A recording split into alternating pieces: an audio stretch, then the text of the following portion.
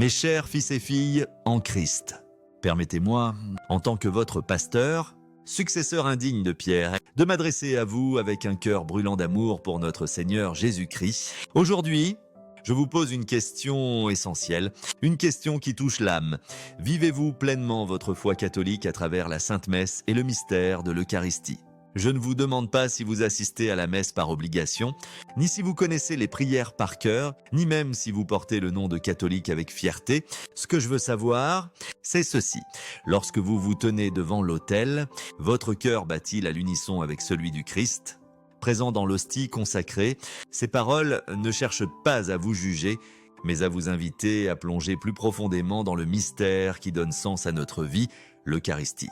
Source et sommet de notre foi, comme le proclame le Concile Vatican II, les Écritures, paroles vivantes de Dieu, nous rappellent avec une clarté solennelle que la foi n'est pas une façade extérieure, mais une transformation intérieure. Dans l'Évangile selon saint Jean, chapitre 6, verset 51, Jésus déclare « Je suis le pain vivant descendu du ciel.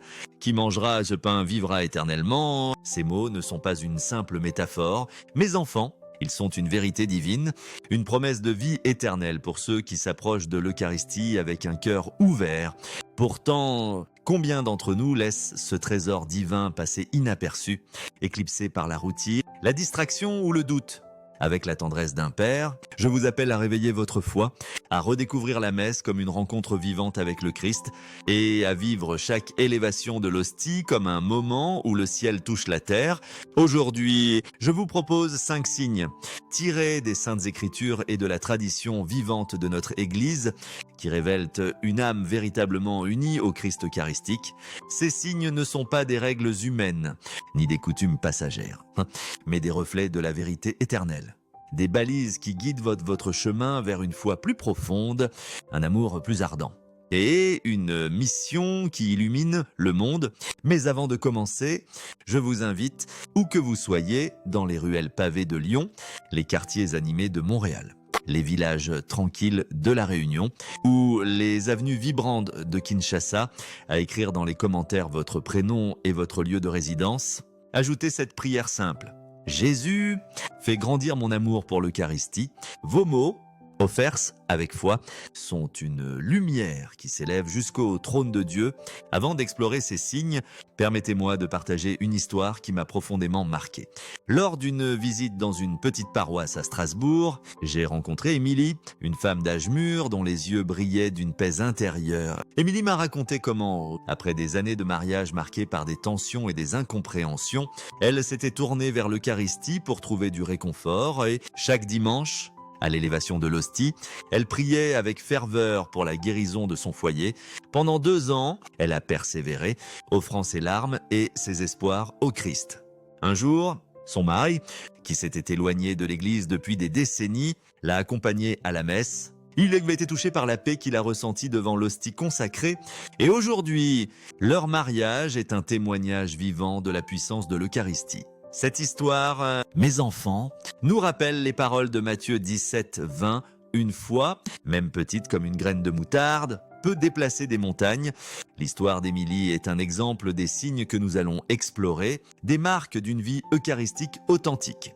Commençons par le premier signe, une participation active et consciente à la Sainte Messe. Premier signe, une participation active et consciente à la Sainte Messe. La messe n'est pas un spectacle.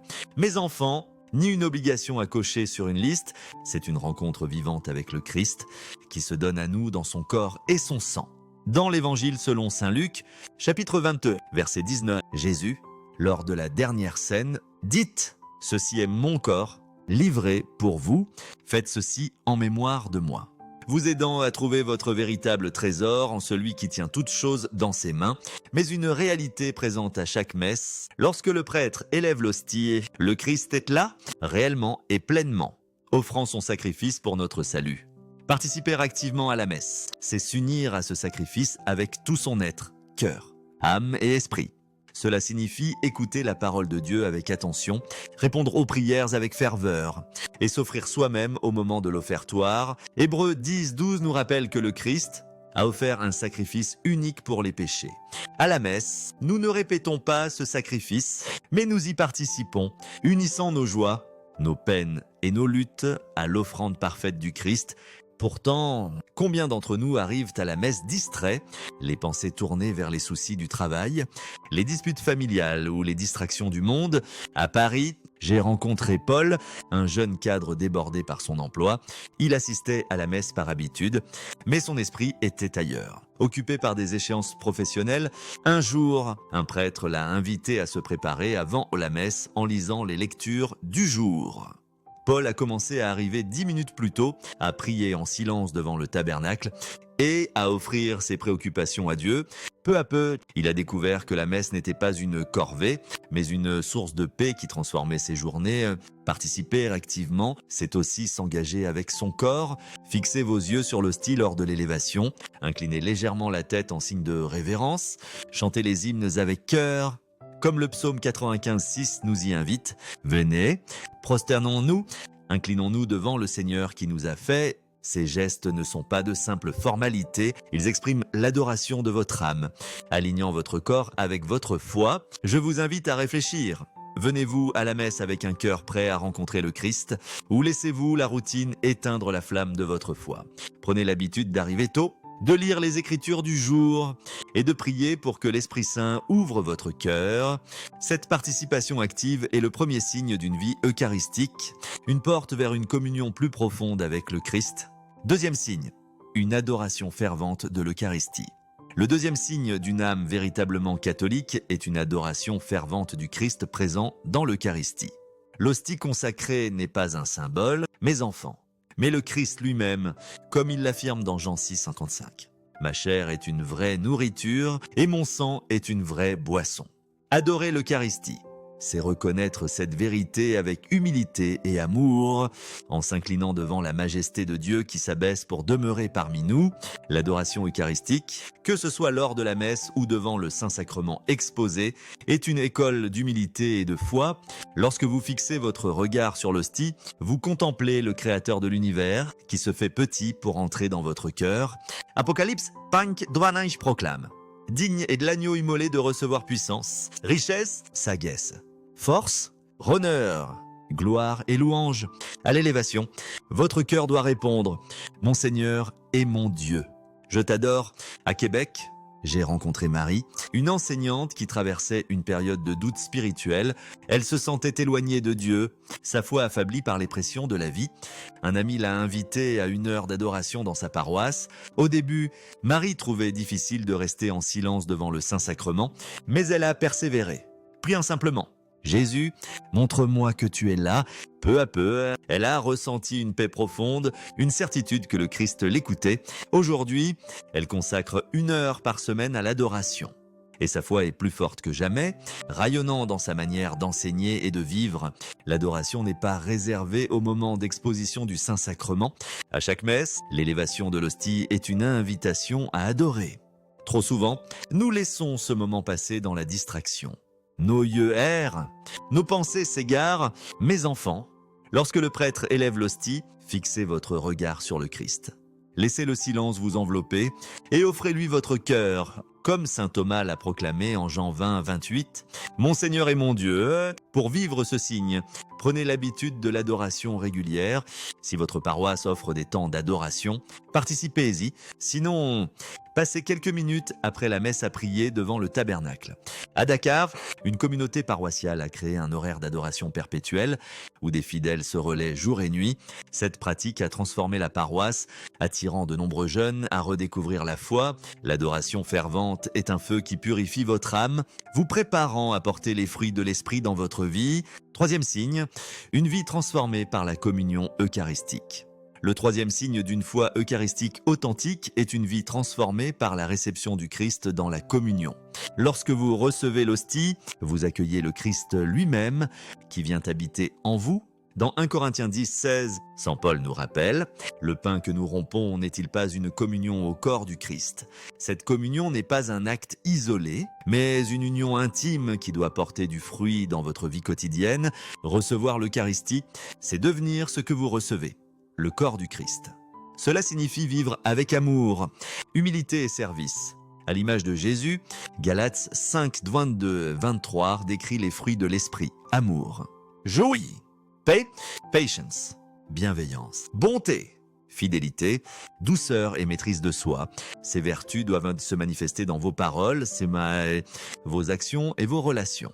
Si vous recevez le Christ le dimanche, mais vivez le reste de la semaine comme si rien n'avait changé, votre communion reste stérile. À la réunion, j'ai rencontré Thierry, un père de famille qui luttait avec la colère.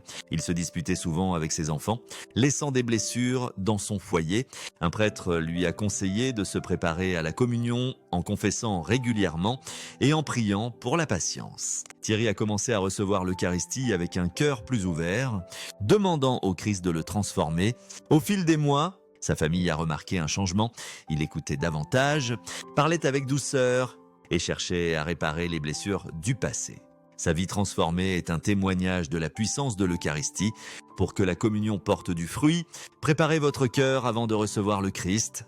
Allez à la confession régulièrement. Comme 1 Jean 1,9 nous assure que Dieu pardonne ceux qui confessent leurs péchés. Approchez l'autel avec révérence, conscient que vous recevez le Roi des Rois. Après la communion, prenez un moment pour rendre grâce, offrant votre vie au Christ. À Kinshasa, une jeune femme nommée Grace a pris l'habitude de rester quelques minutes après la messe pour prier. « Jésus, fais de moi un instrument de ton amour ».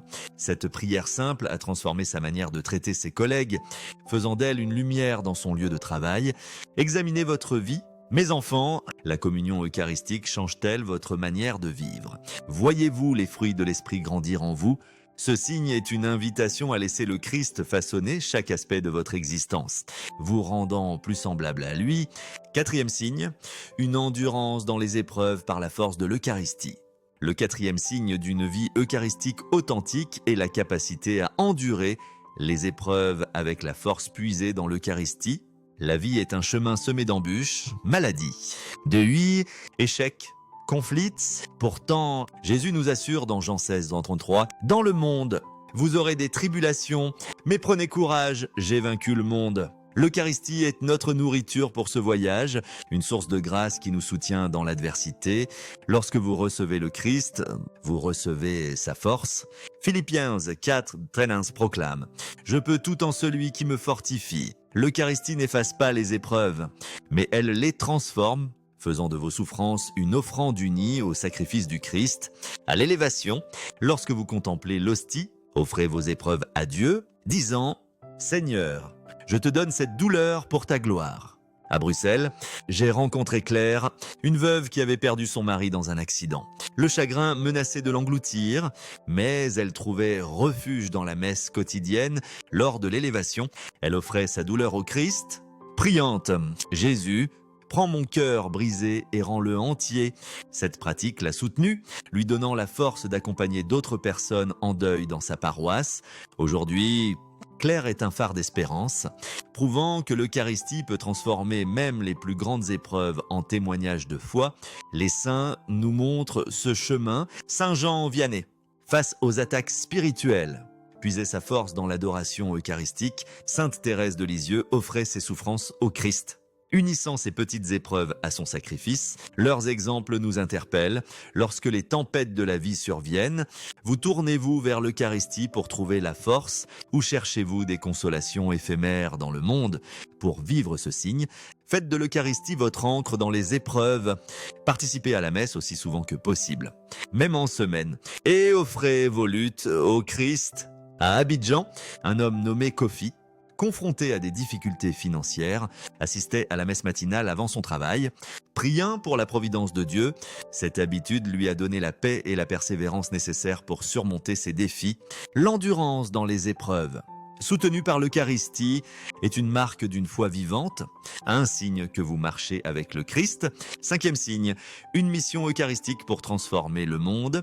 Le 5e et dernier signe d'une vie eucharistique est une mission ardente de partager l'amour du Christ avec le monde. L'Eucharistie n'est pas un trésor à garder pour soi, mais une lumière à apporter aux autres. Dans Matthieu 28:19, Jésus ordonne: Allez, faites de toutes les nations des disciples, les baptisant au nom du Père, du Fils et du Saint-Esprit. Chaque messe nous envoie en mission, fortifiés par le Christ que nous avons reçu pour être ses témoins dans le monde. Cette mission commence par de petits actes d'amour. Invitez un ami à la messe, partagez votre témoignage de foi, aidez ceux dans le besoin. Romains 10,14 nous demande « Comment croiront-ils en celui dont ils n'ont pas entendu parler ?» Et comment en entendront-ils parler sans quelqu'un pour le leur annoncer Votre vie, transformée par l'Eucharistie, doit devenir un évangile vivant. À Lyon, une jeune femme nommée Camille, étudiante, hésitait à parler de sa foi à ses camarades d'université, craignant d'être jugée, mais après avoir participé à une retraite eucharistique, elle a trouvé le courage de partager son amour pour la messe. Elle a invité une amie à une adoration paroissiale, et cette amie, touchée par la présence du Christ, a commencé à explorer la foi. Le simple geste de Camille a planté une graine qui a porté du fruit. Cette mission eucharistique s'étend au-delà de votre entourage. L'Eucharistie nous appelle à servir les pauvres, à défendre la justice, à guérir les divisions. À Port-au-Prince, une communauté paroissiale organise des repas pour les sans-abri après la messe dominicale. Inspirés par l'amour du Christ dans l'Eucharistie, ces actes de charité reflètent Matthieu 25,40. Ce que vous avez fait à l'un de ces plus petits, c'est à moi que vous l'avez fait. Réfléchissez, mes enfants, votre vie témoigne-t-elle de l'amour eucharistique? Priez-vous pour des occasions de partager la foi? Vivez-vous de manière à attirer les autres au Christ? Pour vivre ce signe, engagez-vous dans votre paroisse, participez à des initiatives missionnaires et laissez l'Eucharistie guider vos actions.